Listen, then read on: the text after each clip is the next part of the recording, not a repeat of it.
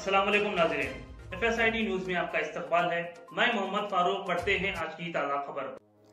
50 आवारा कुत्तों को मार देने पर वन टाउन पुलिस स्टेशन में शिकायत दर्ज। एनिमल फाउंडेशन ऑफ इंडिया के जिम्मेदार प्रीति ने कहा कि महबूब नगर शहर के शिवा शक्ति नगर इलाके में नवंबर की 28 तारीख को 50 आवारा कुत्तों को जहर देकर मार दिया गया, जिसकी शिकायत उन्हें मौसूल हुई।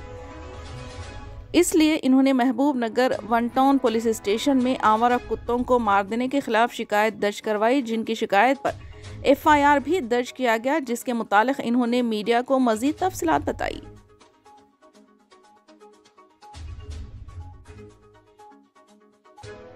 నా పేరు ప్రీతి అండి. మాది జంతు సంరక్షణ సంస్థ, that is stray animal foundation of India NGO. నేను యానిమల్ వెల్ఫేర్ యాక్టివిస్ట్ని. I'm the employee of stray animal foundation of India. So మాకు 28 నవంబర్ రోజు శివశక్తి నగర్ మాబ్నార్లో కొన్ని వీధి కుక్కలు అరౌండ్ ఒక 50 వీధి కుక్కల్ని పాయిజనింగ్ చేసి బ్రూచువల్గా చంపేశారు అనేసి మాకు ఒక కంప్లైంట్ వచ్చింది.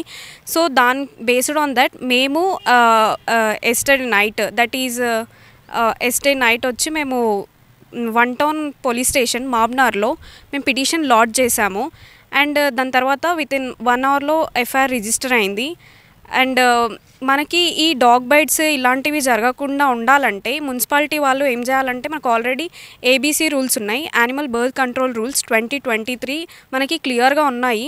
అందులో ఏంటంటే ఈ కుక్కలకి ఏవైతే వీధి కుక్కలు ఉంటాయో వాటికి ఆపరేషన్స్ చేసి యాంటీ రేబీస్ వ్యాక్సినేషన్ చేయాలి.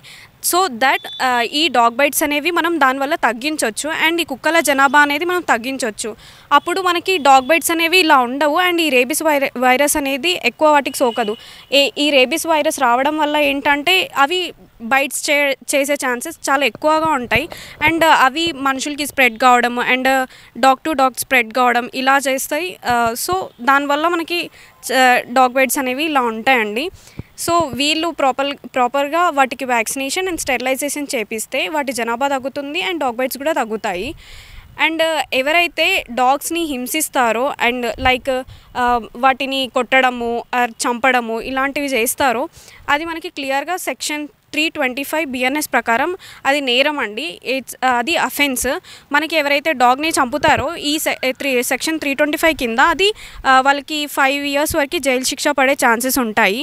అండ్ ఆల్సో మనకి prevention of cruelty to animals act 1960 అనేది ఉంటుంది. అందులో సెక్షన్ 11(1)(a) ఎవరైతే హ్యూమన్స్ యానిమల్స్కి సమ్ ఇన్ఫెక్షన్స్ ఇట్లా కొట్టడం, నార్మల్గా కొట్టడం కానీ వాటి హ్యూమన్స్ వల్ల సమ్ టార్చర్స్ లాగా ఉంటాయి కదా, వాటి not only dogs, A animal అయినా సరే టార్చర్ చేస్తే సెక్షన్ 11(1)(a) కింద అది అఫెన్స్ అవుతుంది. సెక్షన్ 11(1)(a) PC యాక్ట్ 1960 కింద అఫెన్స్ అవుతుంది. అండ్ ఆల్సో సెక్షన్ 325 BNS కింద అది అఫెన్స్. సో ఈ చంపేసిన 50 వీధి కుక్కల్లో కొన్ని దాదాపుగా ఒక 20 డాగ్స్ పెట్ డాగ్స్ ఉన్నాయి, పెట్ బ్రీడ్ డాగ్స్ ఉన్నాయి అండ్ ఆల్సో క్యాట్స్ ఉన్నాయి. వాటికి ఓనర్స్ ఉన్నారు అండ్ వాటిని వాళ్ళు చాలా సంవత్సరాల నుంచి కూడా పెంచుకుంటున్నారు.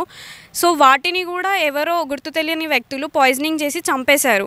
మాకు ఒక 15 members ఓనర్స్, పెట్ ఓనర్స్ మాకు రీచ్ అవుట్ అయ్యారు, కంప్లైంట్ రైజ్ చేశారు. సో మేము ఇక్కడికి మాబ్నార్ వచ్చి, ఫ్రమ్ హైదరాబాద్ టు మాబ్నార్ వచ్చి మేము వన్ టౌన్ పోలీస్ స్టేషన్ మాబ్నార్లో మేము కంప్లైంట్ లాడ్జ్ చేశాము అండ్ FIR చేయించాము. Post mortem is on the process. ఏం చేయాలంటే మనకి క్లియర్గా ఉన్నాయి సార్. మనము ఇట్లా చంపడం వల్ల ఇది నేరము అండ్ ఈ బైట్స్ని మనం తగ్గియాలంటే మనకి ABC and anti rabies virus ఇవి 2 మనకి బెస్ట్ సొల్యూషన్ సార్. आप हमारा ये वीडियो YouTube पर देख रहे हैं तो सब्सक्राइब करना ना भूलें और बेल आइकन दबाएं। और अगर आप हमारा ये वीडियो Facebook पर देख रहे हैं तो पेज को लाइक करें और फॉलो करें।